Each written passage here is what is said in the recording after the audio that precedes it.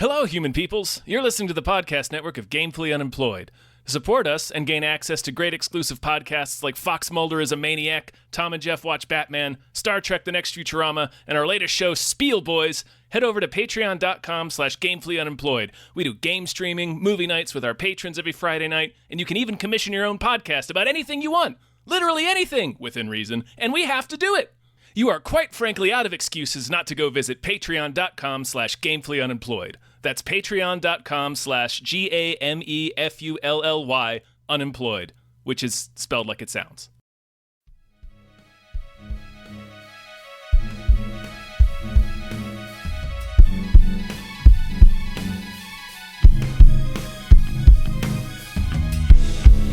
Hypecast mit Tom Reimann und David Bell.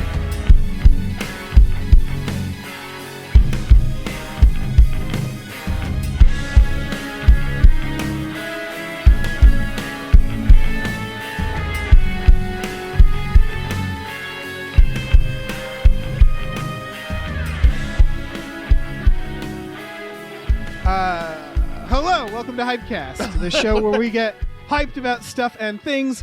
I'm one of your hosts, David Bell. And I am the other of your hosts, the Thomist of us both, Adam Ganser. Tom he's still alive. He's the busiest boy. He's such a busy boy. He'll be back. He should be able. He should be doing like the we just watched next Monday. Like he was just vacation. He better be, or he gets gansed again. Exactly. He gets gansed. that's what Ganser, happens. thank you so much for filling in. Oh, of course. I'll do my best. And I think this is the spot in Hypecast reserved for then talking about bullshit. Well, normally we do a good 10 minutes of bullshit up top, then 10 more minutes when Tom tries to get us on schedule. Yeah. However that parcels out here, let me start with, are we overreacting to Twitter's imminent demise? I don't know. Is this hyperbole? That's my first question. I don't know. Right now, so for people are probably going to, you're all in the future. Right and now, you know exactly what the top happened. trending things is RIP Twitter, Twitter HQ, Google Plus is trending, RIP Twitter takeover, MySpace. It's because right now on Twitter HQ closed out apparently. Like right now, the news that is developing is that no one can get into Twitter HQ. Some are saying it's a fuck up. What had happened is Elon Musk, the business genius that he is, made a "Do you like Twitter? Check yes or no" email, and made everybody by 5:00 either check yes or resign.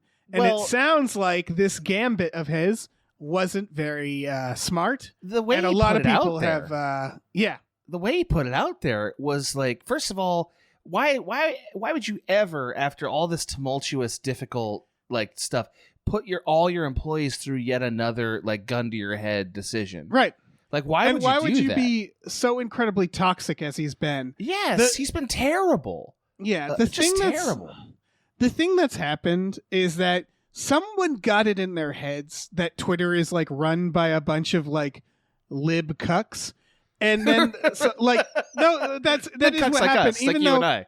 Yeah, right. Even though when you look at it, there's actually like studies about how right wing voices are actually unfairly amplified on social media. We don't have to go into it, but there became this idea. It's sort of the election fraud thing where they're like, the Dems did election fraud. Now we're going to do it. Right. Where like the problem that they identified never existed. And so it became like Elon's takeover was like an assault on Twitter.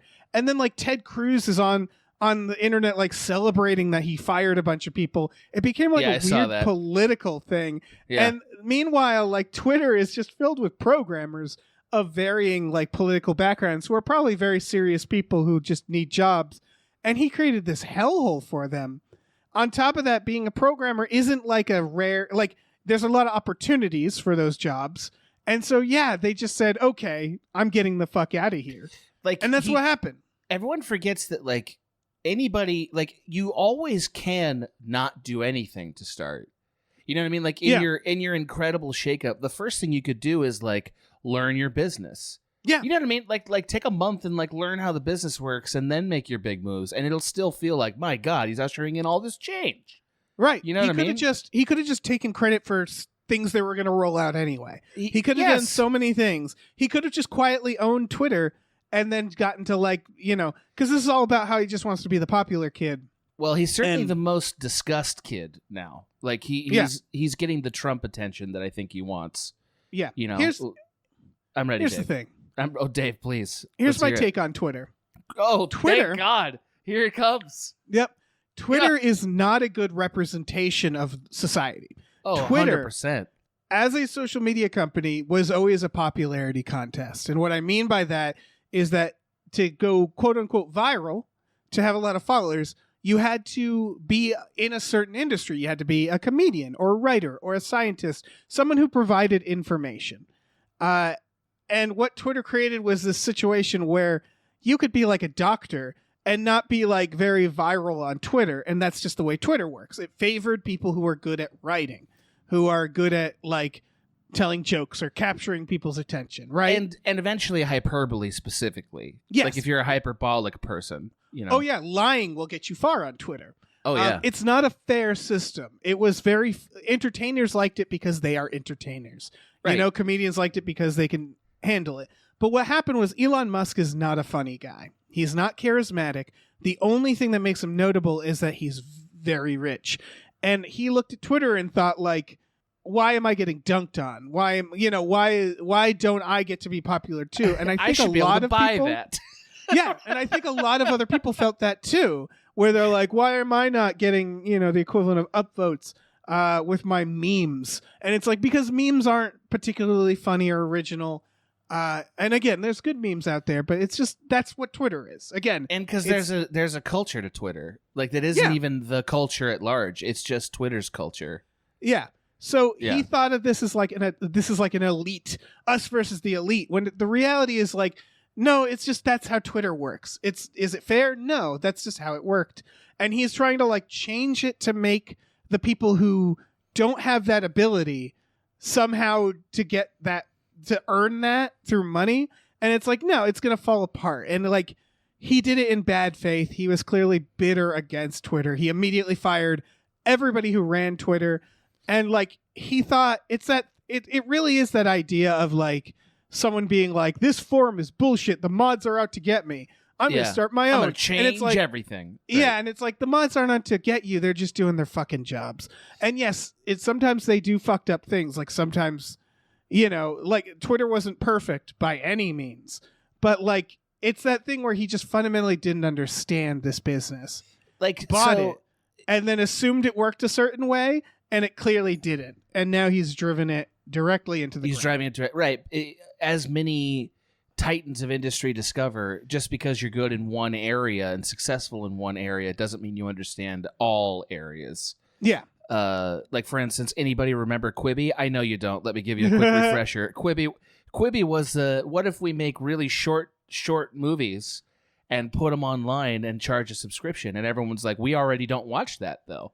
Yeah. And the guy was like, but I've done Shrek, and I was good at Shrek. What about this? And the answer was no. No, because they looked at the internet and thought like, oh, yeah, that's what people want. And it's like, no, I could do that. Yeah, you're misunderstanding what it is. Things. It's I could do that. I know better. It's that bullshit. Yeah, I've seen people say like, Elon Musk is in charge of software that puts people in rockets and cars. How hard could Twitter be? And it's like, because Twitter isn't just a software. Yeah. It is politics. It's humans. It's right. People in war zones. It's about the free speech. It's about like censorship laws. It's about all these factors that has nothing to do with fucking programming. And the tech was not broken in Twitter. Like I'm not saying it was perfect, but it wasn't a technological problem. It was a cultural problem, and you don't solve culture by sending culture to Mars. You know what I mean? Like It's just the wrong tools for the job, man. Is there any chance he doesn't care about the $44 billion? Is there any chance? No, because here's the thing: is that I've heard that where people are like, oh, he's doing this on purpose as like a vendetta. He's so rich, it doesn't matter. He purposefully. If that's true, he's getting so many lawsuits, and he bet his like Tesla stock against it. His value is going down. He is going down with the ship in a lot of ways. Yeah. And I'm sure he'll be fine after this. When you're the world's richest man, even if you half that, you're still extremely, where it's like, he'll be fine, but he definitely didn't want to lose a bunch of money on this. And if it goes down, he's going to lose a bunch of money. Like, okay, so I know that we're all going to suffer and it's not going to be fun. But you mean about this or like life in general? I'm actually going to make a more sweeping statement. Right. It is partly this. There is a future in like 5 years where Elon has really fallen down on this and maybe even had to sell Twitter. And Donald Trump is in jail and Vladimir Putin is no longer in charge of Russia. Yeah. And it's like, all that's good. You know what I mean? Like, all that could be good. But it's not going to be fun getting there. Doesn't seem like. We're seeing... Yeah, that's the thing is like we're seeing how far these people can fucking push their luck. That's and right. It's very far. It's pretty far. And what people are hoping for is that there is a limit, There are consequences eventually. We're all hoping that there is a bottom to the endless void. I know you want to talk about trailers. I'm not done fucking around yet, Dave. Neither am I. Adam, oh, great. Yeah, go ahead, Dave. Do you want to start a social media company? I have an idea for one. If someone wants to hit me up, I don't want to share it now. Someone will take it. But like someone could easily, right now is the time to start a social media company. Sure. And I thought of one. Is it just Twitter 8 months ago? Kind of. Well, the secret to a social media company is they all have a gimmick, right? And they all have to have some sort of random. It's like a comedy prompt. Like it's like an improv where it's like, Twitter is like, you get to say anything, but you have these many characters. TikTok and Vine, they're all like, oh, you have to film, like there's always some random ass limitation. I thought of one that I think would be really good. Great. That would be, but I'll talk to you, I will send you about investment opportunity later. I will send you $400 sight unseen, just startup money. Also, Dave, I think it's important that the audience knows this is the only podcast or reason you and I would ever talk. Right? This is the only one that we would ever meet to talk about. Yeah, we've never done another podcast and we wouldn't do anymore. No. And I'm tired of people asking me. We're never going to do another. And there wasn't one anyway. Yeah. So that's it. On that subject, before we get into things, do you want to plug anything at the top of this? Yeah. I've never done a podcast with Dave, so don't look for it. So that's the first thing. So if you have not or do not listen to the excellent podcast I do with Michael Swaim called One Upsmanship, it's everywhere. Give it a listen. Give it a rate. Send it to a pal. We're covering excellent games right now. We're getting really good guests. We just did an interview with Charlie Cleveland that's going to come out after this comes out, so spoilers on that.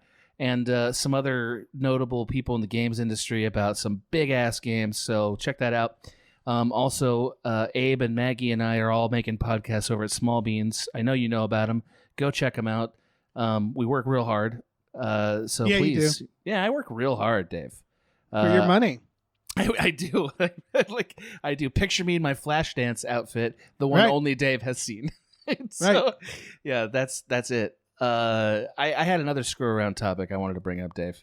Well, that's too bad because we got to thank producers. Fuck. All right. Remember, you're a host. God. All you got to put on your big boy pants. I just realized you just gave me the one fucking name. Well, we'll walk you through it. Don't worry. All right. Great. So, do you want to switch it? No. Okay. I'll let this man turn me into a cartoon clown. That's okay. fine. Yeah. I'll give you a little clue about this man. I'm you ready. know him. You know this person. I know this person? Like in real life? Yeah, the person. Yep. Anyway. Oh, shit. I'll tell you off podcast. Here it is. Yeah, even though we never meet for any other purpose. But yeah, I agree. Exactly. Great. All right. We have producers to thank. And so big thank you to Mercurial Oz. Thank you.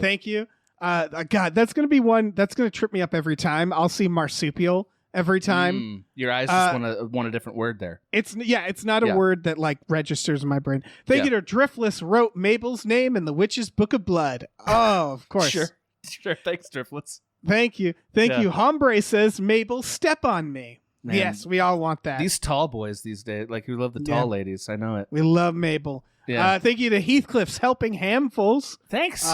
Also a very horny one. Thank you to the conveniently placed self-destruct button on the top of everybody's head. True. Thank you. And thankful. Yep. Thank you to James Cameron's Prolapse Locomotive. Thank you. Sure. Thank you to Snapper Car Punches God in the Dick. Welcome back. Thank you to @Nerd Numbers. Thank you. Thank you to Mike the Lurker. Thanks. Thank you to Dracula, the bus driving vampire. Thank you. Thank you to Brockway Loves the Meat Millie. He Thanks. super does. Thank you. Thanks. Let me get in here, Dave. Thanks for David, the knife boot before Christmas. Knife Henson. boot. Knife boot. Thank you. Thanks to Grumblebee. Thank you. Thanks to Screaming Horse Pyramid. Thank you. Thanks to Look Ma, I'm on a podcast. Thank you. Thanks, Jay the Crow Baron says give us a crow emoji. #, join the murder. Thank you. Thank you. Thanks, Deborah is awesome. Barbara is great, and cancer can go to hell. Thank you. Thank you, Numa Ultra Nose. You motherfucker. Thank Do you want me to do it? No. Okay. He deserves my thanks. Thanks, Numa Ultra Microscopic Silico Volcanoosis. Volcanoosis. All right. Anti-disestablishmentarianism Jones. Thank you. Thank you. Thank you. I want to know who it is. I'm going to beat the hell out of them when I see All them right. next time. Thank you, Rosemary's Baby from Eraserhead. Thank you. Thank you, Chiz Killy Tits. Ooh, thank you. Is this all Halloween stuff? What is Some of them, yeah. Are your patrons like just murder crazy now? They It's did November. the Simpsons. They did the Simpsons Halloween, and then I very specifically said, unless you message me again, I will keep the names that way. I will not change them back. And so This is a ghoul parade out here. Yeah. Thanks to these 7 Bs. thank you. Thanks to Breezy Boo Easy. Thank you. Love it. Love them all. All right. Okay. All right. All right, Dave. It's- let's focus, Dave. It's time for the big event. It It's really time is. for Magic Mike's Last Dance with Selma Hayek. Have you seen any of Magic Mike's? No, and I you're going to be surprised to hear this. It wasn't until now that it clicked that Steven Soderbergh's been making this franchise. Yes. So That's I'm gonna unbelievable to me. Yeah, I'm going to toss you this fact. Okay. They're good. I've The heard Magic they're Mike's are good. I've heard they're good. This trailer, on a creative level, bummed me out. But then seeing all those factors, I'm like, it's probably better than it looks. Yeah. Right? They're good, but I'll put it this way. They're what 50 Shades of Grey should have been, which is that they're makes sense. horny. Yes. They're horny soap operas. Yes. They're low stakes, but higher Right. than you think. Okay. Like the first Magic Mike is actually kind of sad. Like there's plots to it. It's kind of a drama comedy. The second one is just like fun. And this one I assume will be like a big high stakes. He's putting on a musical this time with Selma Hayek, and it's gonna be Salma horny Hayek, as yeah. fuck. Well, I mean, yes, Salma Hayek has retained her supernatural Right. ability to slay. Of and course. she's putting it into good use here. Yeah. Well, Yeah. you know how with I don't know if you've ever seen 50 Shades of Grey. I should have presumed you've seen that. I wouldn't see it. Never Yeah. would. Yeah. Yeah, but what I've Yeah. heard about 50 Shades of Grey is that none of the plot really has to do with the bondage part. That's on the side and it sort of gets lost. Magic Mike, the entire plot is we're exotic dancers. Oh, and great. all the plot is around that fact. Oh, good. So it's horniness drives the plot. Right, and then they give you the thing they promise, and you like Yeah. it because you wanted Exactly. that thing. Yeah, that sounds great. Yeah. Yeah. And it's Soderbergh, like you said, so it's very Yeah. well made. Right, he's just he's one of the greatest filmmakers I've ever watched. I feel like, and I say He's that so because good. he's so effortless. Yeah. He's just effortless at any genre of film, basically. In every film he makes is at least interesting. Yeah. No, he reminds me of a Richard Donner, except he has a distinct style. When you're watching Soderbergh, Donner is like a chameleon, right? But they both little have bit. that chameleon aspect where they can do any genre. What I like about Soderbergh is he's just oh, you want a big budget blockbuster? Here's an Ocean's 11. Yeah, here, I'll shit that out. Yeah, here you go. And then he's all right, now I'm going to do this fucking thing shot on an iPhone. He is he's just allowed in any I feel like if Soderbergh walked in a city, he'd be allowed in through every door. You know what I mean? Give him the key. He immediately gets Yeah. the key. Right. His film after Ocean's 11 was shot on DV tapes, Yeah. a format that I don't know was ever used in a Hollywood movie after that. Yeah. He has he has everybody's respect. Yeah. The biggest producer Right. and the most indie snob is oh yeah, we love Soderbergh. Yep. Yeah, Uh, and he somehow he hasn't totally trickled down into America, to the average moviegoer. Like he's not Spielberg in that he's a name that everyone recognizes.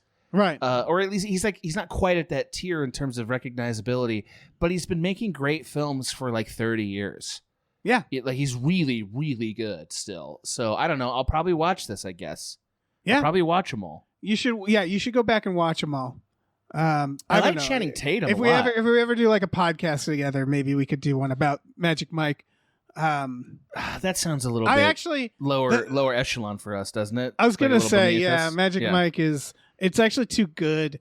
Because it is like it's one of those things. Like, have you ever watched Sex in the City? It's a weird comparison. Have I ever watched all of them? You mean? Absolutely.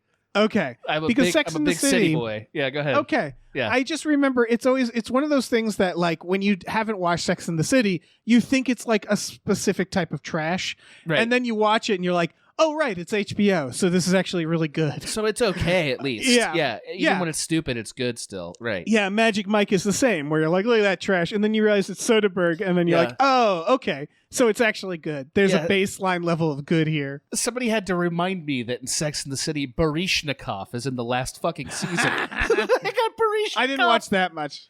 Well, as a person who's seen every one of them, not ashamed of it, Baryshnikov is in the last season. That's fucking insane. It's perfect, you know? That's I mean, so like, he's a good. main character in it for, That's like, amazing. the whole season. Worth a watch, everyone. Sex in the City. Can't recommend it. Go out and check it out. Not the movies, though. The movies are awful, Okay. I feel. anyway, you want to move on, Jeff? Sure, let's move on to... Sure. This snuck out, and I am personally excited for this. Me and Tom reviewed the first one. This is a sequel. It's not actually a sequel. I'll just say what it is. It's called Missing. It is in the same world as Searching. If you remember the movie Searching. I do. A friend of mine made that. Oh, no shit. Yeah. Can you tell him that I really liked Searching? Next time you see him? Next time Say I talk to him. Dave really liked it. Yeah, I'll be like, Dave was into it. The guy who I've never done a podcast with, that guy was into it. Yeah, I'll tell him. Yeah. This is actually, so for this people... guy produced a thing at Cracked very briefly. No shit. And he's gone on to do some great shit. Anyway, moving on.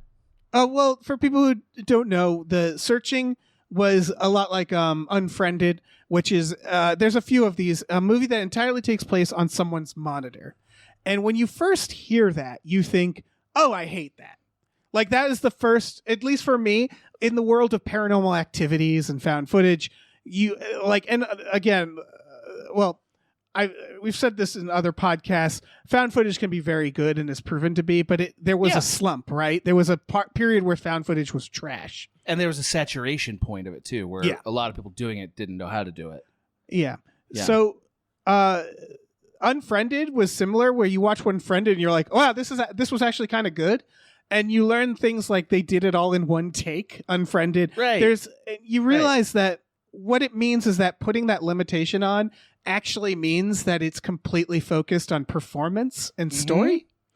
Because it's literally it has to be. Right. Yeah, it's a camera stuck in someone's face. Right. And so Searching was exceptionally good, and it was almost good because of its format. Like it used the format in a way that was like, yes, you could have made that a movie, but it was powerful because of the way you watched it too. And this is the sequel where it's a girl looking for her mom on vacation who gets kidnapped. Well, there's really cool aspects to... I mean, I guess this is technically a genre, although I would contend it's really more of a setting than anything else. Like, it's set in your computer. Like, that's it, you know? The other thing about Searching is that, and I believe this about found footage, is that it's nice to see them not just do horror. Like, there should be more found footage comedies, thrillers, Comedy might be a little tricky. But you know what, man? Somebody will figure it out. The thing that's really cool about this is a lot of times when you make a movie like this, the protagonist is actually pretty capable. Right. Like they because it's locked in a screen, they actually use all the resources that we're constantly saying, why wouldn't they just do this? Well, this is a movie where they do that stuff. And that makes it really fun because, you know, it's really exciting to have that limitation in a story. Yeah. You know, it looks fine. Like it could be actually quite good, you know? Right. Like someday you could one of these might win an Academy Award, you know, probably for acting. Like someone could give an amazing performance, But like these movies are, they're not trying to be that. You know what I mean? They're trying to be fun thrillers. Yeah, they're thrillers. And they're succeeding. Yeah. Yeah. One day when they do a subject where like they go for a different emotion than tension, right? Or like then I think that is possible for sure. Yeah, I mean, I think you could easily do a dramatic found footage, right? I'm sure someone already has, but it's just nothing has stuck out. I don't know what it would be. But I'd be interested in it. Yeah, I'd be interested to see it. I do think this potential has been on the radar since Blair Witch, because if you remember, the most famous scene in Blair Witch is just a character's face crying. Yep. Yeah. Quite so good, like too. we've known this from the start, which is like it's all about people. It's not about like it's not this grand thing. It's about people fundamentally, and so like. It's weird how like good this genre is for that reason. I think we're like well, that's spoilers. That's what makes all dramas interesting. And by dramas, I mean stories. Yeah. Like, I mean how this genre like forces you to be good, like to be better. Yeah. Like the play, like it's the limitations of a one act play or whatever, or like a stage performance. Like you got to carry it. I think one aspect of this that's like fascinating is that, because it deals with our expectations of certain formats and what we expect performance and drama to be like. Like once you set something in a screen, like a FaceTime screen or something like that, it no longer feels like it's part of the movie tradition, and therefore a whole new set of pacing and rule and performance rules get applied to it subconsciously. Right. And I wonder if that's also part of why they're so successful. Is that they overperform for our expectations. We're all watching YouTube and TikTok, at least a little bit. Right? So like, and those are always, at least a little rough around the edges, a little bit raw, like not edited well. Like they're not professional at the level this would be. So this is going to really seem impressive because my expectations get lowered. Yeah. Right? Oh yeah. They automatically make you feel, but yeah, it also creates this feeling of like reality. Which is why, which was the original point of found footage. It is. And so, like, everything feels a little more intense. By the way, there is a found footage drama that I would consider a drama that came out recently that you should see. Okay. It's called We're All Going to the World's Fair. Okay. It is technically horror, but it's I would call it more of a drama. Okay. It's about that, like, creepypasta genre of the internet. And it's actually just about like loneliness. It's about like it's a girl who's like in a small town who does this internet challenge, and it's kind of just about her loneliness, and it's really intense. Very good. Her performance, because again, it's all based off the performance of a single person. Okay. And she is fucking killing it. So let's check that out. Let's talk more about that at our business meeting about new Twitter. Yeah, I mean? We will. Like, let's definitely put that on the agenda, the minutes, which I'll be typing up, of course. Just one thing about this that seemed really cool. I like the casting here. Mm-hmm. You know what I mean? Like, I think it's got this that is guy. a fun cast. Yeah. I forgot the name of the actor. I think he's Spiky. Isn't he Spiky from X-Men? X-Men: The Last Stand. I mean, well let's done. say yes. Let's say yes for. I want to make sake. sure I'm not making that up. But like, while you keep talking, Sure, I'm gonna look this up. Phil. I forgot the name of this. Is it Ken Leung? Leung? Leung? Kenneth Leung? I feel like that's who we're talking about, right? Yeah, I think so. Yes, he was in Lost. He was Miles from Lost. I love him. I think he's a great actor. He's been in a bunch of things. So was he in X-Men: The Last Stand? Or did I make that up? I don't see it in the immediate credits that I accessed, but I'm not afraid to say yes and just be wrong. I'm not afraid of that, Dave. Sure, okay, I found him. He was. Yeah, he is. I do believe he is X-Men: The Last Stand. I mean, IMDb. Yeah. I just want to say, fucked up their webpage. I'm just throwing Elon that bought out there. Maybe Elon bought it. Yeah. Maybe it's been Elon. Yeah. Yeah, he musked it up. Yeah. Hey, I'm going to move on to the next film trailer if I can, Dave, which is... fine. Did you want to say more? Please, No. Dave. I just wanted to talk about X-Men: The Last Stand. Let's talk about 1923 is the trailer. 1923 from the Yellowstone guy who's making all the old cowboys. It's like a cinematic universe of old actors as cowboys now. Yeah. Like he's got Costner in there. Sure. Didn't he have someone else? Doesn't he have like He has that kid from American Beauty. The kid from the boyfriend from American Beauty's in it. Oh, and now he's got Harrison Ford. I like Harrison Ford. Sure. Yeah, Sure. I just want them all to have a fucking grumble off. Helen Mirren's in this. Sure. It like what is going on with? I haven't seen Yellowstone, but this person has made like 4 series in the last 6 months. I feel like It's like I've seen many trailers that's like from the creator of Yellowstone, and I'm like, stop it. It's a huge hit with a demographic that we're not part of. I think. Yeah. I hear Yellowstone is awesome, but I only hear that from people who are either like red state-ish or older. Right. So I get the feeling like maybe it's a great show, but like we're just we're lib cucks and we're not hearing about it. Maybe. You know? I mean, I think Abe likes it, but this guy's Okay. obsessed with the small town crime is what he's obsessed with. Because he also did Mayor of Kingstown. He did Hell or High Water. Oh, that's like he a great loves movie. Yeah, Fuck. yeah. This person is good. Okay. I'm pretty sure they're good. But like they're obsessed with like westerns with like gruff motherfuckers. Sure. I mean, I like gruff Old motherfuckers. bastards. He I like loves old bastards. Yeah, Yeah. who doesn't? I love that. I will say this trailer was nothing. It was like absolutely nothing. Yep. For the record, he has made 1923. That's this one with Harrison Ford and Helen Mirren. Yep. 1883 with Great. Sam Elliott. Okay. Yellowstone with Kevin Costner. I want a crossover, right? I want them all to fight each other and shit their pants because they're old. He also made Tulsa King with Sylvester Stallone. So it is just like I want these old ass actors to be like crime people. Have like a grunt orgy. Yeah. Just an orgy of grunting. Just and it just goes on for 2 hours. Yeah. Think we could script it, Dave. We could put that on our minutes. I just love that this is all. I hope these are all tied together, right? And that someday they'll all fight each other. If I'm gonna be fine with all forms of multiverse, this is a fun multiverse to exist. Yeah, It's like tying these properties together. Sure, why not? Yeah. This is nothing though. No, Like I this feel is like they nothing. literally could have just put the title out and said "by the Yellowstone guy," and it's like, okay, cool.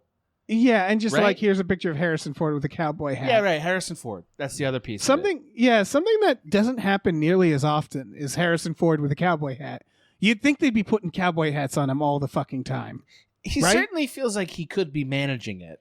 Yeah, they're like you're emotionless and irritated. You should be a cowboy.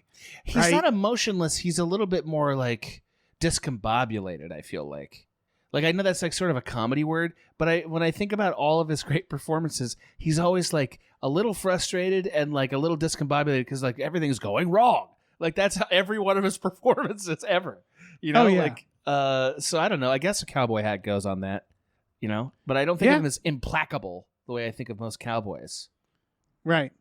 Wait, you don't think of him as a I cowboy? do not think of Really? him- not really. I think of cowboys as being implacable. Like you can't shake they're just dead-eyed and just sort of like you said it, Yeah, that's true. They've Harrison seen it Ford all. is actually a little more like quirky. Also, I just realized why we don't put a cowboy hat on him is because we put a fedora on him first, and that's right. the iconic look of Harrison Ford. Once so, you got one of those, that's Yeah. your look. Yeah. You only get He's one literally- hat. yeah, Yeah. and he's like the only person who managed to make a fedora work for him. So good for him. That's true. That is Him absolutely and true. Dick Tracy. Yeah, It's not a person. But yeah, you're right. Warren Beatty. Warren Beatty basically was born in that fedora. You're totally right. Is Warren Beatty still alive? He's still alive. He was This last Yellowstone guy should tap him, right? 100%, but he was last seen butchering the Oscars Best Picture. I so know. I It feel was like great. maybe we need a redemption story here. It wasn't his fault, though. No, it wasn't. Yeah. I don't blame him. I still love Warren Beatty as much as I did before, which was kind of.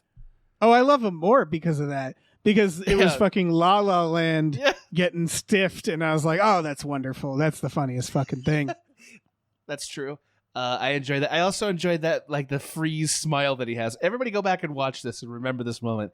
He definitely doesn't want to read it out loud. And Faye Dunaway, who's next to him, is like, just stop it. Just fucking read it. You know what I mean? It's just like not having it. They're It's like so America's like parents, like fighting in the car. Like, it's very funny. It's really good.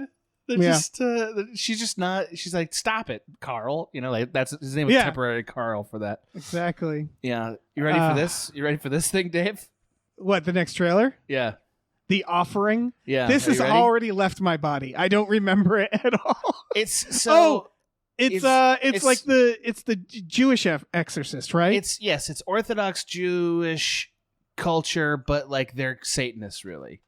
Yeah, there's been a few classic Satanists, like sacrificing to give birth to the demon, sort of thing.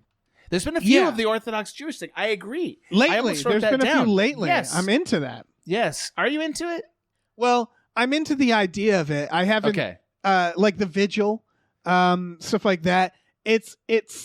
This looks fine. Yeah. The thing about horror movies is that it's not scary when you're like doing a lot of like CGI or a lot of effects. Like I always think of the end of Winchester, which I'm sure you didn't see, which had to do with like exploding glass flying in the air everywhere, and it's like, this isn't scary. Right. This feels like it's stupid, but in a fun way, you know?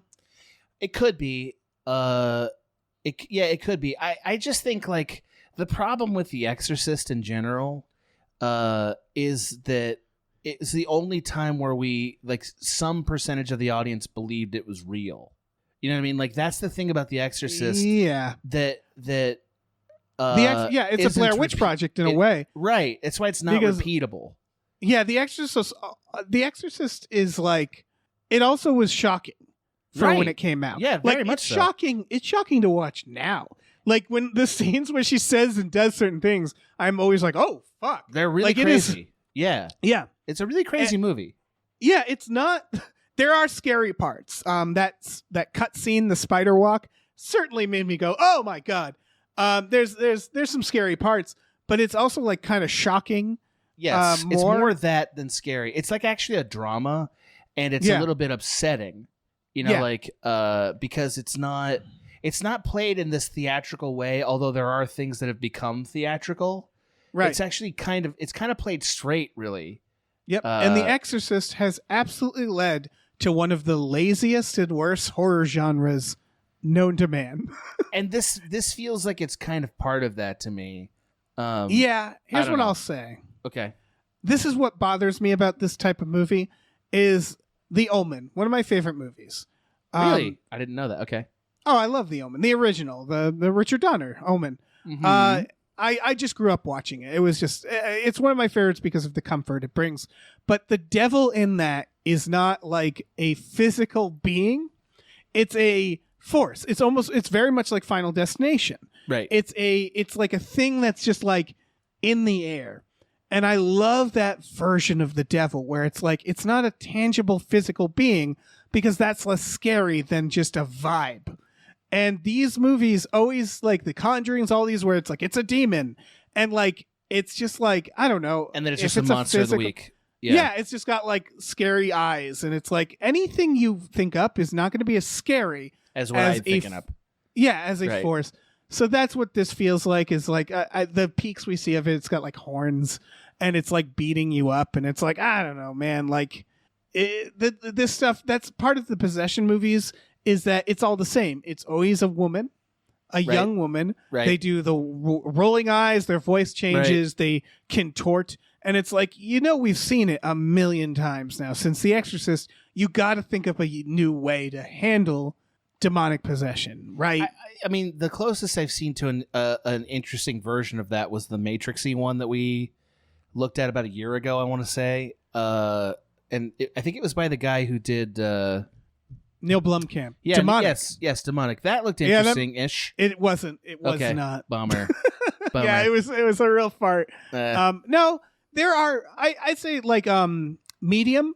That was a movie that came out that was very good, that deals with possession. Sure. There are good possession movies that still come and go, but generally speaking, the genre is terrible. And before anybody gets like worked up about the distinction here. Like, I understand that this is not literally a possession movie, but it's in the vein of like the satanic demonic demon horror. Yeah, and it's like, the concept of you got to sacrifice something and they do it unwillingly. I think my favorite of this genre is The Witch. Yeah. Still, I think The Witch is quite good. Yeah, and I think again, it's more suggestion than creepy horror stuff. Oh yeah, that's what I loved. Like The Witch, the moment it grabbed me is when I was scared of a bunny. And I was like, whoa, you made me scared of a bunny rabbit. Yeah. You're a good movie. Yeah. Like that's the thing is, again, which is all vibes. It's about like evil is in the air. Right. And that's what makes a lot of these work. And just, again, demonic possession movies, there's some good ones, but like statistically speaking, they are mostly very lazy movies. Well, The Witch was also a more successful religious satire, which is a thing I kind of want out of these stories. Like, if you're going to tell a story like this, please know the world and do the world correctly. I agree, because I think that demons in horror are one of the biggest fallbacks, where it's like you might as I don't know, Sinister, where they're like, it's a demon named Bagul. We'll get Vincent D'Onofrio to show up for one scene and explain it, and all they're doing, it's like a porno plot. Where it's like, we just need a plot, right? We just need a reason for them to fuck. Sure. That's what demons are in horror a lot. Yeah. Where they're like, we just need a reason for the spookies to happen. Deus ex machina, right. Yeah, and half the time the demon itself doesn't really feel like it matters. Satisfying. Right? Yep. That's right. And if that's the case, make It Follows. Where it's like, what is it? I don't know. Or make the Babadook. Yeah. Or Babadook it. Yeah. Yeah. There's been good ideas here, but anyway, we've solved horror. We solved horror. I'm proud of us, So let's talk about this next one. Hashtag float. Terrible name. All right, that's my first note. Yeah. Rewrite the name. Cross it out. Make a new name. This seems like condescending trash to me. Yeah. Doesn't it? This seems like those kids and their fucking Instagram. It's like, bro, we're so far past that. Yeah, like, I want to be nice to it because it feels indie, but at the end of the day, it's just like, this looks bad. It's about a group of like Instagram people who are like live streaming. It's not found footage, I don't think. Oh, maybe it is actually. Well, there's some found footage, and I want to get into the problem of it in a second. It's a mix of a movie plus like the streams they're doing. Yeah, it's a mix of those things. The streams are shown several times in the trailer. Right. And the idea is, don't go in the river. Yeah, don't go in the river. It. There's bad stuff in the river. There's something evil in the river. And it's like, all right, well, you did not spend a lot of time thinking of this one, huh? Well, I mean, maybe it's really good and it's just not a great trailer. It just seems very like the horror premise is about how dumb the Instagrammers are. Yeah. And I don't think that they're intentionally saying that. It just feels like the movie's built on that. For several reasons. One of them is just the way they're portrayed. The second is all the streams, every one of the streams, there's a button where they're streaming that says they are offline, meaning they're not successfully streaming. And it was like, what the fuck is happening? How do they not know that they're streaming? What? That's great. It really bothered me, Dave. And it's in every one of them. Go back and watch it. It's like, what? Right. You should watch, if you haven't watched Deadstream yet, I think you would like Deadstream. Is the version of this that works, where it's like a commentary on internet stuff, but one that feels like it wasn't made by a 60-year-old, where it's not like it's all bad, and it's just a lot of fun, and it's just working with found footage in a really interesting way. And yeah, this feels so generic, where it's like, what's the villain? I don't know. It's in the river. Yeah, it's like, don't go in the river. Stuff in the river. Yeah, it's like what else can they even do out there? You know what I mean? Like, may as well die. They're out there. Yeah, and it's like the easiest thing to make scary. A river. Yeah, sure. Rivers look like shit. Yeah, most rivers, if they're not beautiful and babbling, and you have to swim in, it's dirty water. I get it. I don't want to be in that. Yeah, I don't want to talk about this anymore. Oh my! You're that mad at it? Wait, but also you didn't mention the name is #float. It's not float. I did. I said hashtag. Right. Okay, the hashtag is like, I feel like we all need to retire this bit. Hashtag is over now. You know what I mean? Like, it's Hashtag not is over. funny. It's not funny anymore. You know? Yeah. Right? It's dumb. Right. Anyway. No, that's I enough. agree. That's enough. I don't need to beat up on this movie. Congrats to the filmmakers. Okay. Yeah. Maybe cut that out. What a prick am I? I'm not. I don't cut anything. You never cut I don't anything out. I know. If we'd ever done another Yeah. podcast, I'd have already known that. Yeah. What I do is want to this- talk about this next one. What's this next bullshit? What A is- Wounded Fawn. Yeah. Now here's the significance. This is directed by Travis Stevens, Yeah. who has done a lot of successful horror. He did Girl on the Third Floor starring CM Punk. He also did Jacob's Wife. And so this, I'm not sure what's going on here. It seems like it starts as just like a serial killer who's just killing women. And then like something happens at the end of this trailer. Things go a little wacky, it seems. I didn't think that. I thought it seemed like a pretty paint by numbers serial killer. There was like and there was person like cult escapes. shit at the end. There was like a woman in a mask and like snakes Oh, and there was that. and like a demon. I mean, yeah. I just think this is gonna go in a I don't know. it probably needs to, because otherwise it's basically just Psycho. Yeah. You know, which I like. I like Psycho. I don't mind these simple stories. I like the way it looks, by the way. Yeah. I don't know. It seems good to me. Like I why not? What's wrong with it? It seems like it's fine, right? Oh yeah. Yeah. I would say nothing's wrong with it. Yeah. I would say women out there, as a general rule, just watching enough movies, if one of your friends goes, "So who's this Mr. Mystery Man you're dating?" You're gonna die.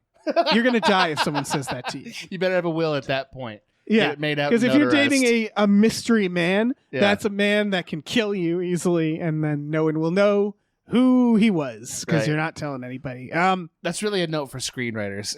Yeah. Screenwriter, cut that line. Cut that line. Yeah, absolutely. Yeah, I'm just curious about this because it gives you a lot, but also doesn't give you that much. Yeah, It sounds like it's from the perspective of the serial killer.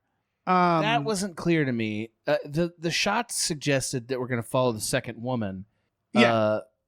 The yes, plot I don't is know. a serial killer brings an unsuspecting new victim on a weekend getaway to add another body to his ever-growing count. She's buying into his faux charms, and he's eagerly lusting for blood. What could possibly go wrong? I think what's going to happen is she's going to end up being some sort of boogin. Like, Okay. It, or something like that. I think it's going to be the hunter becomes the hunted. Some bullshit. So or she's like, a serial killer also? yeah, I don't know. I honestly don't know. Or they both get thrown into some supernatural thing. I mean, we're going to have to watch it to find out. It just clearly, like you said, it starts very like standard, but it does have supernatural hints in the trailer. So I'm curious. It could be. Yeah. I mean, also they're out in the woods, so anything can happen out there. Like that's where. Oh, God, yeah. You know, right. Like, I don't mind the setup. I guess there's nothing they could do to make this more appealing, really, than what they did.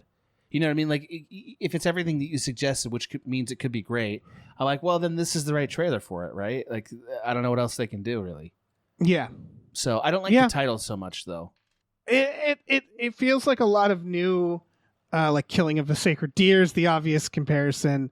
It feels like one of those styles that we now have, and it's fine. I don't know. You know what's funny? We haven't I really don't had. love it. Yeah, it's fine. We haven't really had that much like serial killer satire. Like on the whole, when you really think about it, there's really not that much considering how much serial killer content there is. Yeah. Like true crime has been bubbled and unbubbled several times, right? It's just fucking everywhere. And yet you never really get like serial killer rom-com or whatever. I think we Right? are going to get, I think in the next 5 years, we're going to get a epidemic of horror movies and thrillers where the victim is a true crime podcaster. Because I think people are slowly realizing that you can do whatever you want to them and the audience will be fine. Because true They crime, just don't care about them. Yeah. yeah, true crime is, it obviously depends on who's doing it, but it can be very exploitative. And so like there's a lot of like karma you could do in that plot. So I'm just waiting for the rise of true crime podcaster gets what's coming to them, etc. That's a fun satire. Stop.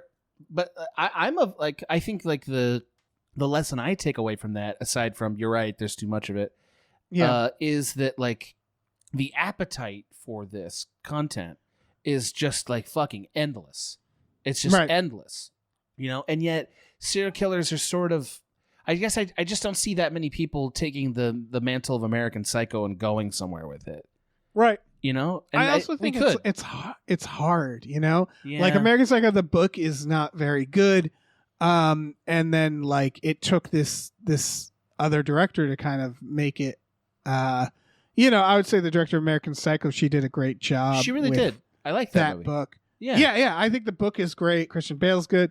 I think it's like, what is there to say about it? Almost. Well, I feel like that's really more like an introduction into a really fun idea, which is that like you don't have to just do the horror part of serial killing.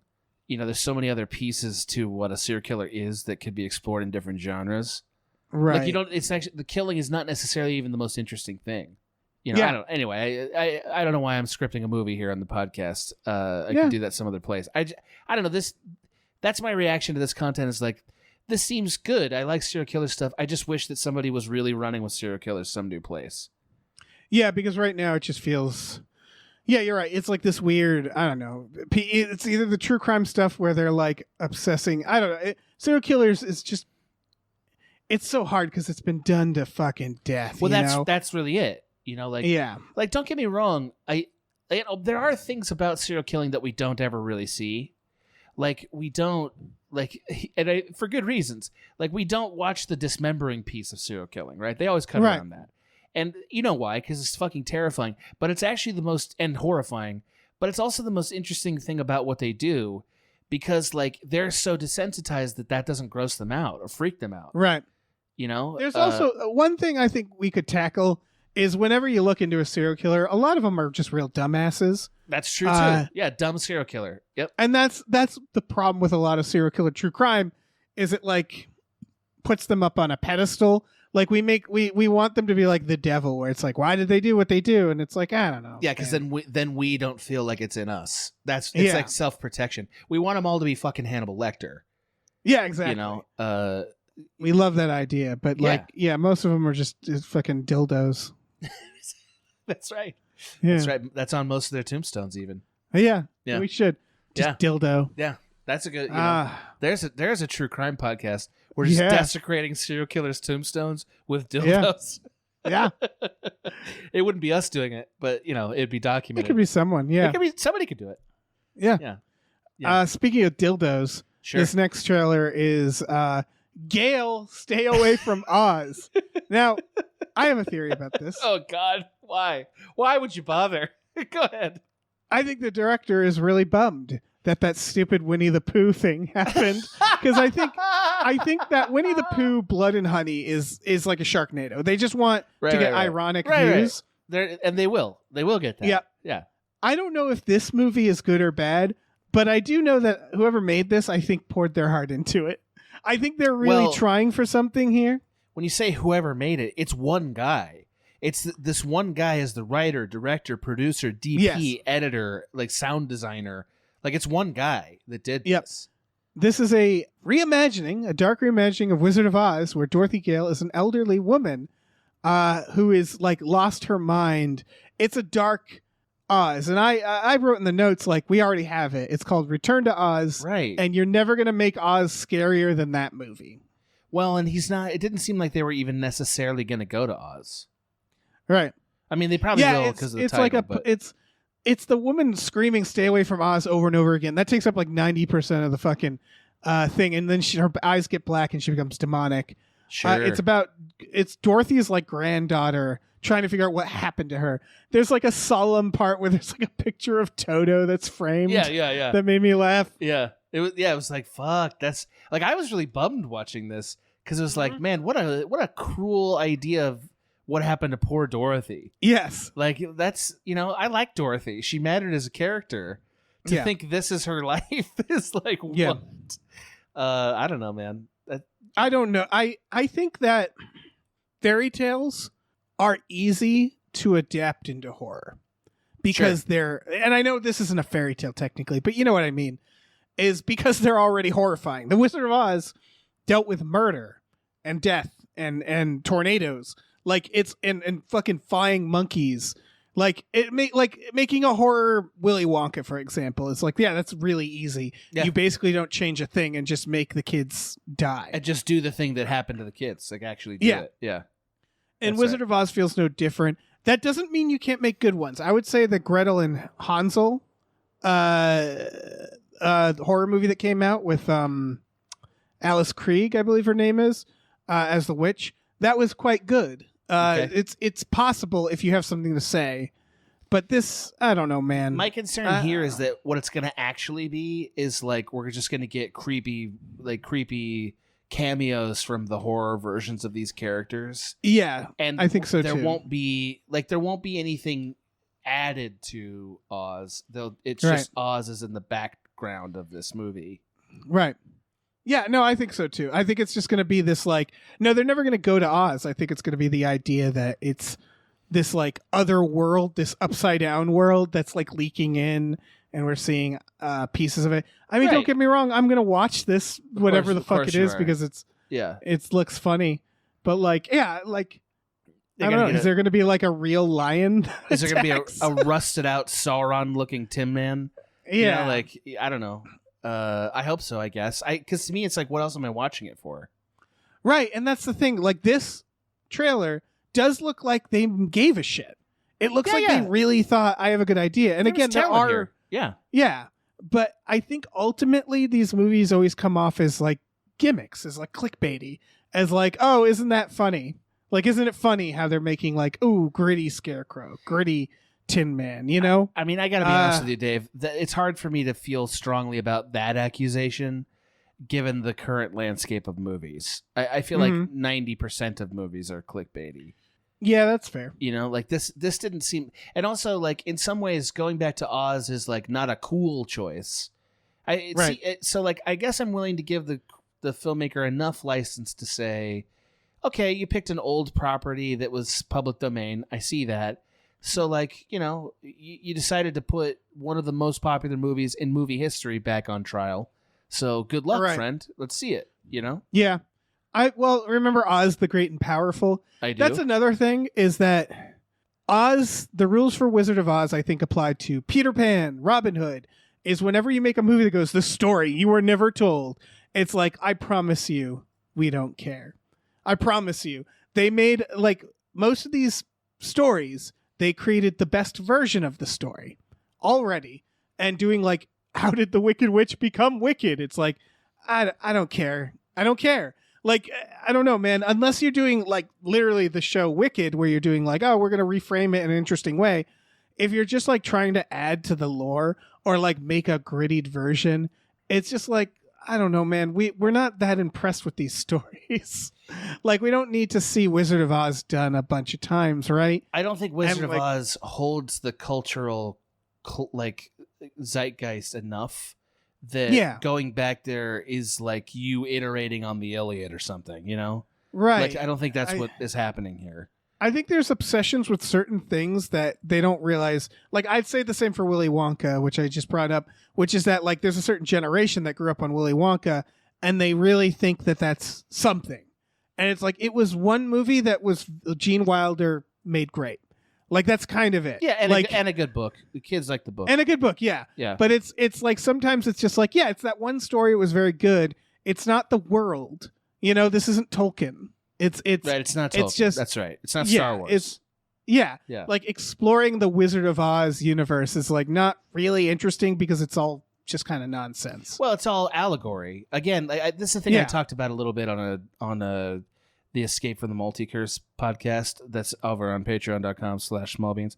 All right. You're welcome. Thank you, Dave. So like we talked a little bit about the problem with fantasy worlds that are allegorical is that they're very shallow and things don't hold together. So like they're fantastic in the sense that like cool, crazy things can happen, like a fever dream, but they're like a fever dream also in that trying to make them hold together and getting invested in the world is a waste of time, you know, because it's effusive.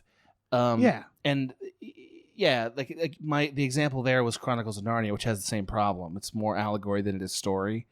I think Oz is the same. Yeah. You know? No, it's like trying to expand the tortoise and the hare universe, where it's like that doesn't really. That's not. You're missing the point of the original story. Yeah, which is the that's hair rules. If I remember it correctly. Yeah. Yeah. Enough said about that. Yeah. It's time for our main event, Adam. I agree. This is the main event. I agree with you, Dave.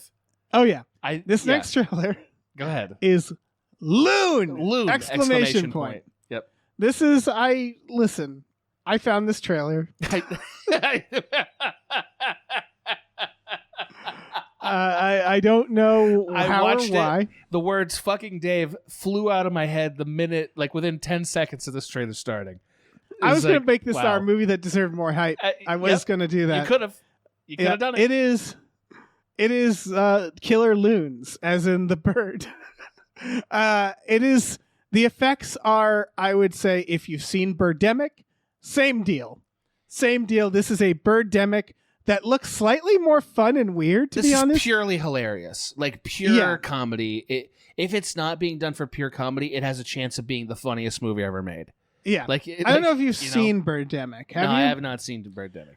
So the thing about Birdemic is that it feels 4 hours long.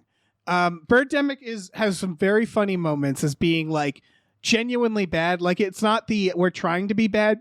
It's like there's behind the scenes stories with the filmmaker where someone had to explain to him where they're laughing at you. Like there's that where he was genuinely thought he was making something. The problem with Birdemic is you always have fond memories and you go back and you watch it and realize it's way more boring than you thought. This looks like it has potential. I think this knows it's funny, but it also looks fucking weird. There's like a part where like a cop is sitting in a chair and he has duck feet for some reason. There's a vision of a bird that he has and his eyes are glowing. The duck feet, I had unfortunately, I was 30 minutes late to the recording of this podcast. And I didn't tell Dave this, but 25 minutes of that were recovering from those fucking duck feet. Yeah. They were offensive in every way possible. Amazing. Yeah. Yes. There's a shot of a priest getting decapitated by a loon. And this is like the worst effects you can imagine. Like they are so far beneath the effects that I would have said were acceptable at Cracked. So far beneath that. Please continue, Dave. Just gonna say, I'm trying to figure out how people can watch this, because if you type in "loon!" exclamation point, it's a different movie trailer. It's not the same movie. Yeah, where did you even find it? It feels like it was a spontaneous eruption from the fucking creative void. It's "loon!" exclamation part official movie trailer 2023 is what it's. So "loon!" exclamation part official movie trailer 2023. I'm typing that in to see if you type that exact phrase in, the first thing will be the Loon trailer. It currently has 1,000 views after 2 weeks. My God. And I don't know if you made Loon, if you know someone who made Loon. All I want to know is how can I watch Loon? How can I watch it? Yeah, get it to us. Get it to us immediately.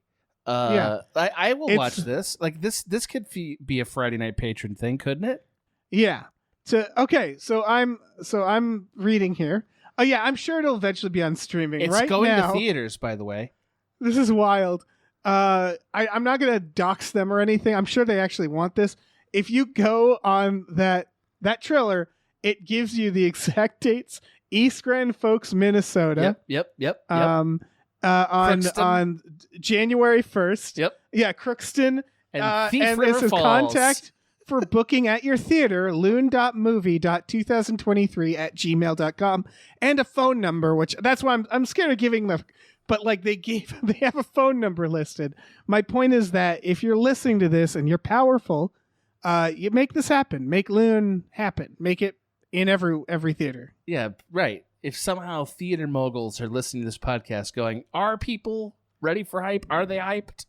The answer, Loon is your answer, sir. We've pointed you in the right direction. Yeah, we're on the ground floor of something. Yeah. And like, yes, again, like this, right now, this looks like, I don't like movies that are ironically bad. This, I honestly can't tell what they're going for. I think it's ironically bad, Dave. I think it is, but Yeah. I also think it's clearly weird enough to be fun despite that. There's a chance it's what I wanted Rubber to be. There's a chance. Right. There's a chance that it's incredible and it's what I wanted Rubber to be. Right. And because of that chance, I'm willing to go to any Friday night patron night where you screen this, Dave. Yeah, I will be there. I will be if there. you made Loon, if you can get me a copy of Loon, please, for the love of Loon, For the sake of I the want to birds. see Loon. Yeah, please. There was a scene with a grandma with loon eyes before I even knew what was wrong with this movie. Yes, Like the the loons seem to possess people. It's like, what? Yeah. This was thrilling. It's on IMDb. I'm not laughing at this movie. Please hear me. I'm laughing with it, I think. I think I am. Yeah, I think I am. Yeah. Yeah. Hard agree. Yeah. So please, Loonographer, grant us access to your film. Yes, please. Yeah. Okay. So that's trailers. We got to get into news stories. First, we got to thank some more people. Sure. Big thank you to Glitterous, Thank CFO you. of Michael Shannon's Chocolate Factory. Sure. Thank you to Davey, the ghost of East Las Vegas, Francis. Thank you. Thank you to Oh Great, It's That Guy. Thank you. Thank you to Chester's Prophet. Thank you. Thank you to Definitely Not Guillermo del Toro. Thanks. Thank you to Brian, who Tom knows. Thank you. Thank you to Bob Grenville. Oh, thank you. Thank you to Steven. Thanks, Steven. Thank you to Han Toomey, the confused cyborg. Thank you. Let me jump in here again, Dave. Thanks to Asking Seven. Rest in peace, Michaela. You were the best of us. Thank you. Thanks to Evil Ed 209. Thank you. Thanks to Manischewitz Molotov says economic solidarity is the path to paradise, comrades. Thank you. Thanks to Tiger Draws Pratt Thompson. Raindrops keep falling on my head. Beautiful. Thank you. Thanks to Dan Hackroyd. Thank you. Thanks to Cody Johnston's Time Machine Noise. Thank you. Thanks to Pete Vorpagel. Thank you. Thanks to follow viral TikTok superstar Jason Pargin on TikTok and buy his new book, If This Book Exists, You're in the Wrong Universe. Thank you. Thank you. All right. So, a little bit of news here. The game Ugh. Streets of Rage is getting made into a movie. No. Like, it's with the John Wick people, right? that's the only good thing about this news. Yeah. Like, I like those guys. I believe that doing a 90s adaptation, John Wick style of Streets of Rage could be good. I see that. Is Streets of Rage, is it a Double Dragon or is it a Mortal Kombat? It's a Double Dragon. I'm pretty sure. Yeah. So yeah, all you have to do is John Wick. Right. So like, it's not like it's a bad decision. Like, as far as like, these are the wrong things to line up. Like, they make sense. I'm just concerned by the things I'm reading in this article, Dave.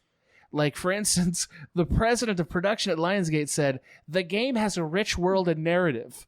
We're thrilled to be reuniting with Derek to bring it to life. I've played Streets of Rage years ago. I don't recall it having a rich world and narrative. I guarantee that's something he hastily said to like an assistant while making a jerk off motion. Or they're like, what do we say? And it's like, just fucking rich narrative. Give him the rich narrative. Yeah, that's like a grab bag of like standard production head quotes, and they just threw the one. Yeah, it has to be one of the worst parts, I would say, of being an actor, and one of the most fun parts to look back on, which is going back and watching like promotional interviews for terrible movies where they have to like really pump it up and be like, oh, it's so good. So good. Which isn't to say I think this will be good, but that's what this is. It's like, we have to be excited about Streets of Rage for this. And it's like, honestly, it was just like, probably like, what can we get for cheap that we can make an action movie on? Like, and that's what John Wick is, right? John Wick was basically them saying, if the fighting's awesome, we don't have to worry about like the plot. Like, it doesn't matter. Right. I mean, I'm hoping that they literally do the 90s aesthetic here, like with the headbands and like the tank tops and stuff. Like, if they that would really actually make it legit good. Yes, that would make it legit good. Yeah. If they do that, we got a winner. If they try to make it cool in 2022, it's like, bro, I don't even know what you mean by that. Like, this is such a cliche idea. I can't even. You can do both. Like, sure. The new Mortal Kombat, I thought, did a good balance of like, this is funny, like I'm laughing at you, but also this is awesome and I'm enjoying it. Dave, I just can't. I can't go all that way with you. I went a little bit in the new That's Mortal fair. Kombat, and then I immediately threw up on that phrase. Did you watch that? No, why would I watch it? You haven't seen the new Mortal Kombat, Adam? No, everyone in the world, and by everyone in the world, I mean your entire audience, was quoting it at me for weeks. No, I don't. No, Dave. I'm sorry. It's good. I'm not willing to give 2 hours of my time to your recommendation this time. It's I'm not, good. Dave. I'm not willing. I'm sorry. Mortal Kombat. Dave, line it up with Loon. Get a Friday night together where you give me that movie and Loon, and I'll be there, and I'll watch them both. I have another question. Okay, great. Have you seen RRR? No, that's my fault. I should have seen it by now. Okay, because Yes, there's a I know sequel it's in the great. works. Yeah. That is our next story. And there's not much to say about this. The director, I guess his dad writes all his movies. That's what struck out to me, too. His dad writes all the movies. That rules. Yeah, I know. Right? And he's writing the next one. Yeah. Because of course he is. I've said it before, I'll say it again. Give this man a Marvel film. Yeah. Give this man James Cameron money. Give him $1 billion. I don't give a shit.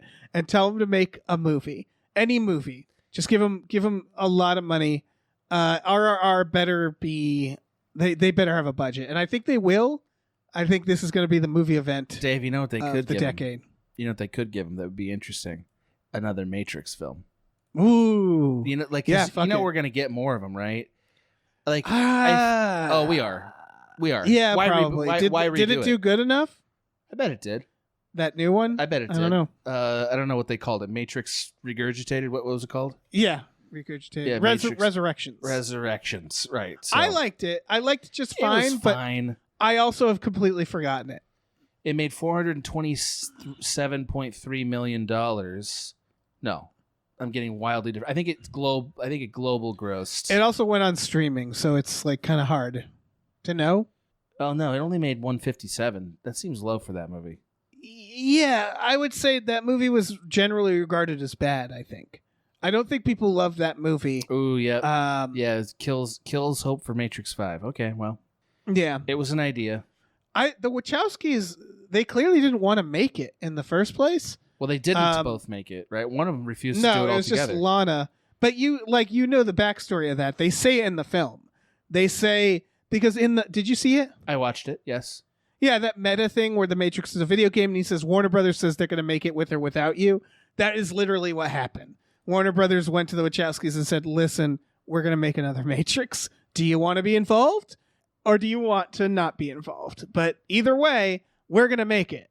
And it's what a terrible way to make movies. So it looks like it lost $30 million basically from the box office. That's rare for a movie of this size. Well, I guess don't give them that. I don't know. Speed Racer 2. That's what we really wanted. I guess. Speed Racer 2. I mean, I can keep naming franchises, but there's no reason not to give him something. Yeah. Give him the RR. No. Or just give him Marvel money, but then have him make his own movie. Or give him the new Fantastic Four. Who gives a fuck? How long until they reboot Iron Man? 15 years. No, sooner than that. Well, right? Okay. Here's the question: How would they reboot it? There's a possibility they'll do it's another universe. Tony Stark, who for some reason looks different, doesn't matter. Then they could do that tomorrow. They could reboot Iron Man whenever they want because of the multiverse.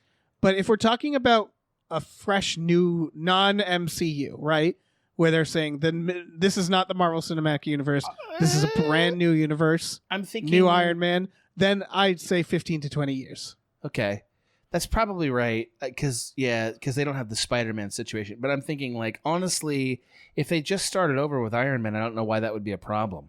They can easily figure it out. The biggest problem is I'd feel like I'm losing my mind because but they don't care about that, bro. Yeah. No, I think they're going to do Fantastic Four X-Men next. They still have there's marrow to suck from the bones of Marvel. They have plenty of meat left before they whip out Iron Man again. What baffles me is how they haven't yet. They should be the Fantastic Four should be teased now. They still have Blade technically on the way. There's plenty of shit to do before they have to turn back to Iron Man.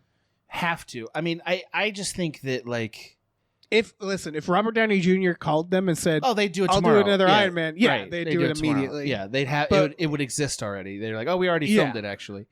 Yeah, we just have to put you on a green screen. And Yeah, you were asleep and we filmed the whole movie. Yeah.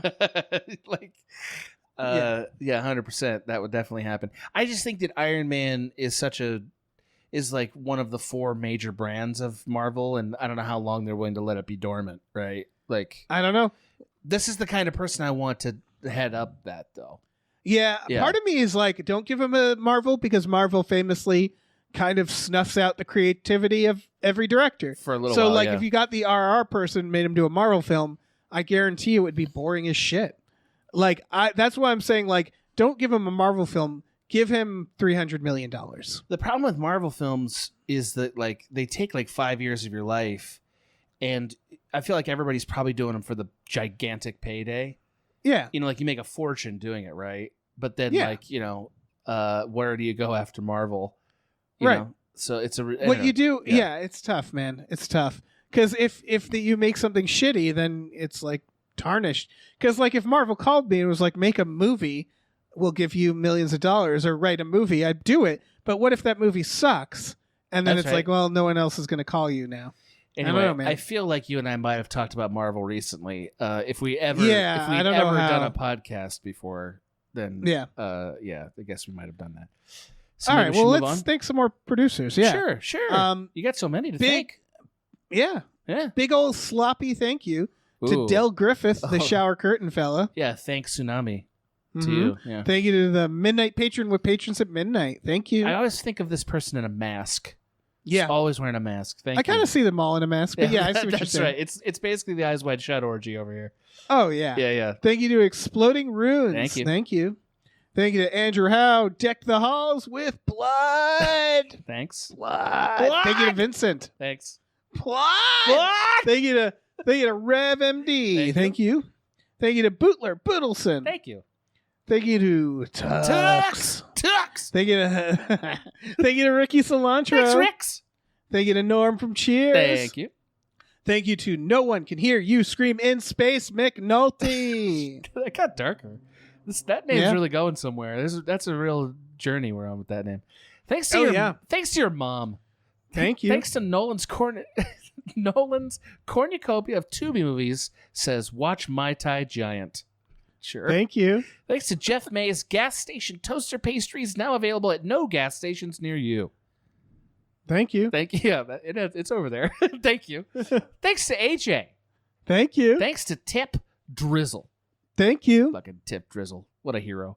Thanks to Cube 2, Hypercube Burrito Mouth. Thank you. Thank you. Thanks to the Ghost of Dave. Ghosts are already spooked, but I forgot about Halloween. Thomas. Thank you. Sure. Thanks to Aaron Burser. Thank That's you. a classic. Aaron Burser's like It classic is. Coke. Love Oh it. yeah, it's the missionary position. But it also is like when I really need to be refreshed, I just read the name Aaron Burser. Right. You know? So it's more like doggy style. Yeah, yes, Dave. It's more like doggy style. I agree. You know, that's really what it is. Like, it just really lightens the spirit. Thanks to Christopher Robert Sparks Esquire. Thank you. Thanks to Mackenzie. Fuck shuffling with Willem Dafoe's confusingly large dick. Chill. Thank you. Thanks to Funky J. Mostly comes out at night. Mostly. Thank you. Thank you. And finally, but supreme in my heart, thanks to Pie Guy. Pie guy. Blood. Pie guy. Blood. Adam. Hey, Dave. Dave. Listen. Uh-huh. Cut the shit. I need to cut the shit. Do I, Adam? Do I have a movie that deserves more hype? I need to cut the shit so you can ask yourself this question. I'm asking you. Where the fuck is Tom? Get Tom's ass back in here. I'm sure you have one, Dave. I'm sure you have it. I do. That's Chekhov's You're right. question, Dave. I do. I know you do. Listen. I'm listening. This has no release date. It's in festivals right now. But I'm so interested in this. This looks good. It's called It's called Blind Willow Sleeping Woman. Look it up. There's a teaser and a trailer. The director is Pierre Fold. He's super French. I don't know any of his work. This is an adaptation of, and I hope I'm not butchering it, Haruki Murakami. It is a Japanese writer. He makes a bunch of short stories. Pierre Fold is a composer. This is his directing debut. Oh, that's what I was like. But he keeps going to composer. All right, fair enough. Yeah. Okay. This Cool. is so think Waking Life, Scanner Darkly. It is a rotoscoped film, but it was done. So basically, they filmed the actors acting it out, and then they added, and then they added like CGI heads, without. So what they did is they apparently used a 3D model of the character's head, and then had the animators reanimate the facial expressions, like kind of like from like what their what it seems like it's like they did it based on what they thought the expression should be, like in a more like they didn't make it as strict. They didn't put like motion capture. So they went dots through or anything. They went through an elaborate process to get the feeling of those old animated movies where they drew over people, but to get expressions that feel like the cartoony things you're used to getting in an animation. Yeah, that's what it feels like. Yeah, that's what they're trying to do. Yeah, it's several stories intertangled with each other. And it looks pretty out there. It's about, there's one guy who's like being overworked. And there was like there was a recent earthquake. That's like his coworker. His wife is like traumatized from the earthquake. There's a sub story where the guy comes home, the overworked guy comes home to find a frog, a giant frog man waiting for him, who is on a mission to save Tokyo from a giant worm that he needs the guy to apparently cheer him on as he fights the worm. That feels so divorced from everything else in the trailer. But yeah, like, there's I'm also sure like it an alien abduction in it. Yeah. It looks like this emotional drama that's also kind of batshit. It has like, it looks like a detached narrative that's a little surreal, but like it is an expression of an inner anxiety that can't find another expression. And and like that's why this is the right way to do a film like that. I like this idea a lot. I like that this guy's a composer because he may just be like incredibly creative and like like this could be really cool. Yeah. I generally like this vibe where it's like Scanner Darkly was a very good version of this, which is when you're trying to make a world that feels surreal in a drug way, like CGI. I don't know why it doesn't quite do it. I think it's too like what these films do is they take everything and they like bring them down a notch in realism, where it's like they look like photorealistic, detailed, but they're all animated. And so like when something trippy or weird happens, it feels like it all seamlessly belongs in the world in this really cool way. It's that you can't get with pure. It's like you can't get it with pure animation or with CGI, I think. It's a function of the expectations we have based on the medium. I think this is a smart understanding of like when we do something animated like this but has this kind of realism, we expect a kind of morose, fantastic tone that's similar to like The Hobbit, like the animated Hobbit and stuff. Yeah. And he's using that creatively to tell a story in that genre, but also to get away with a little bit more surrealism than you could in a film. Yeah, I agree. It's smart. This tells me that he already understands film in a deep way that makes me encouraged about what this film could be. Yeah. I like everything about it. I also like, I dig this movie. I dig the vibe of it. I dig the kind of sort of the sort of grimy apathy thing that's going on here. But he's like apathetic, but in a way that's kind of grimy and sad. And I dig that. Like not in a Garden Space way, for instance. So yeah, I don't know. I'm excited about this. I think this looks great. I think this looks great too. Yeah, Blind Willow Sleeping Woman. Check it out. Google it. You'll definitely when you see the visuals, you'll either be into it or you won't, and you'll be like, "Holy shit, I'm into this," or "I'm not." That's what you'll say.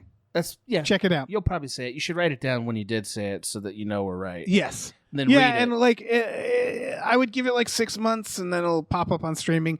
A lot of these movies, it's just like I randomly run into them months after the fact, like, oh, it's streaming now, Yeah. So I'm hoping the same for this. I mean, you're sort of filtering most movies through this podcast, so it's not surprising you're not chasing them all down. It's tough, man. It's tough. I'd say we have it Too many really, really movies. hard, Dave. I'd say we have it really, really hard. Yeah. Yeah. I mean, by the way, it's only really been an hour and 20 minutes ish. So like we got to fill 40 minutes here. Like we really fucked up. You know what I mean? We got 40 minutes to fill. What the fuck are we going to do, Dave? We can talk about Twitter some more. There's a lot to say about Twitter. There really is a lot to say about it. Like, there was. Yeah. Well, yeah. Now it's gone. Now. Are you gonna try out Mastodon? Are you gonna try out Mastodon? I got an account. I just got ahead of that. Okay. Great. But I don't know, man. I'll probably just wander the streets screaming at people. Screaming your God of War opinions? Yeah, just like throwing like my podcast at people. Oh, yeah. I think people would want that out there. I think the streets need it. I would love to see you working the streets doing anything. Like, it would thrill me so much to see you having a podcast stand out there where you're just like, you know, it's like a website on a cardboard sign in front of a table, and you're out here like, this is my podcast. Oh yeah, that's such a good idea. That would, yeah. Well, that's how it'll be from now on. Basically, you're a living billboard, Dave. Yeah, the way I've always seen you.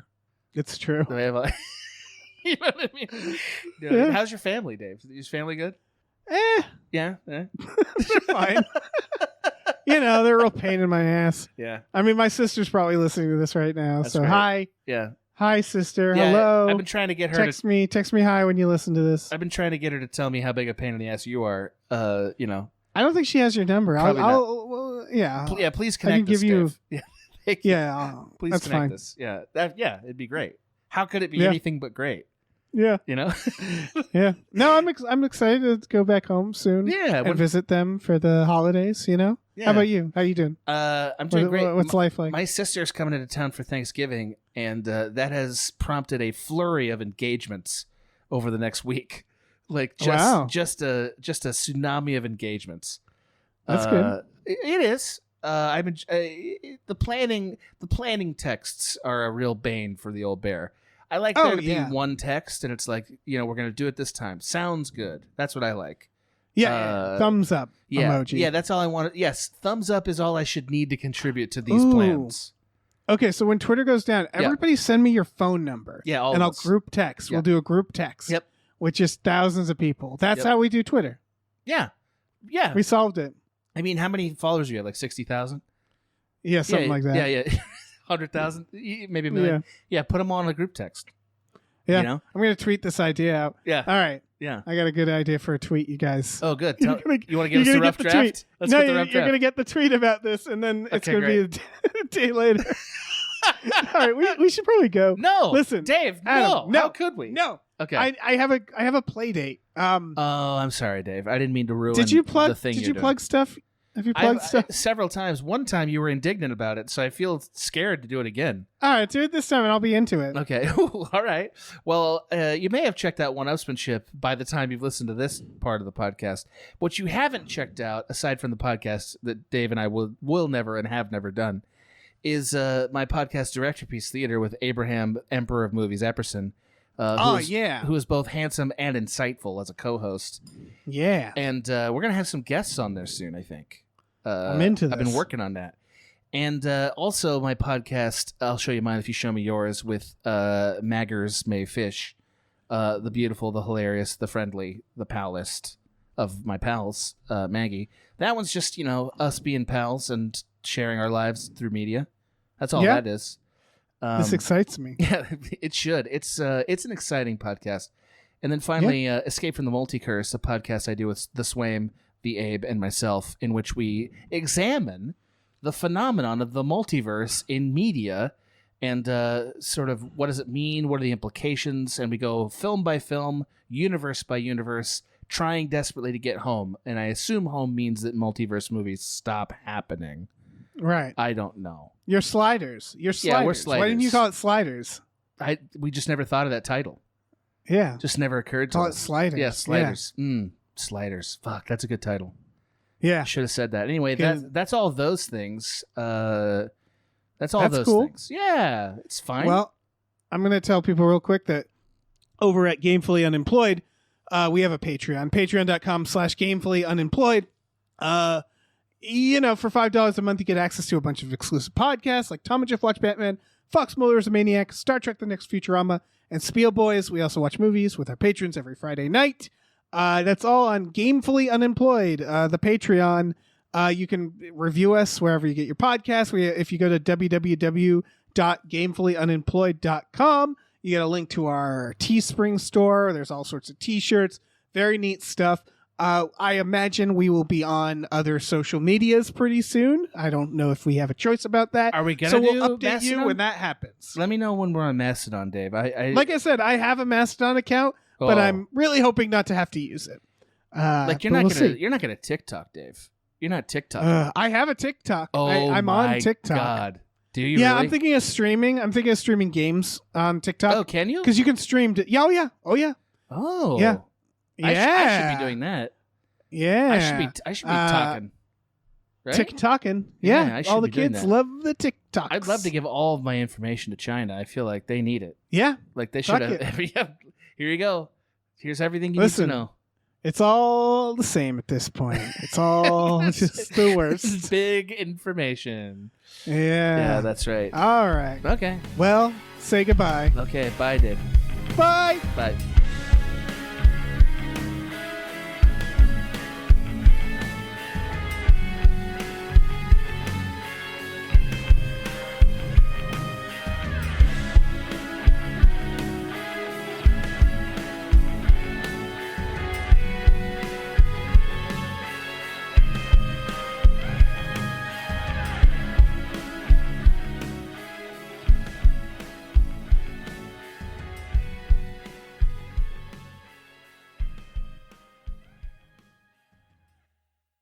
Our music is produced by Chris Corlew. You can follow him on Twitter at @thecorlew, Corlew, and find more music at shipwreckedsailor.bandcamp.com.